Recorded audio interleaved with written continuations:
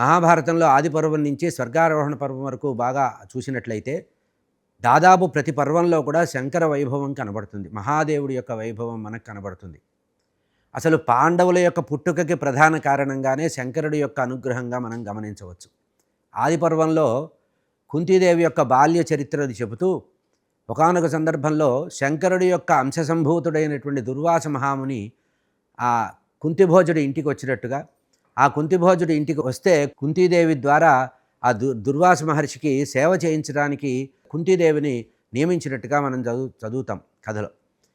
1 సంవత్సరం పాటు తీవ్రంగా అనేక పరీక్షలకి నెగ్గి ఆయన ఎన్ని ఇబ్బందులు పెట్టినప్పటికి కూడా, ఎన్ని పరీక్షలు పెట్టినప్పటికి కూడా ఆ కుంతీదేవి అందులో గెలిచి ఆ గురు శుశ్రూష చేసిందట.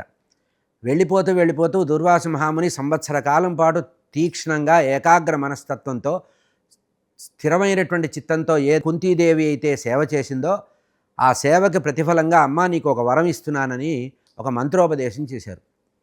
ఇది ఆభిచారిక మంత్రము అన్నారు. వ్యాస భగవానుడు స్పష్టంగా ఆదిపర్వంలో చెప్పిన మాట ఏంటంటే ఆభిచారిక మంత్రం.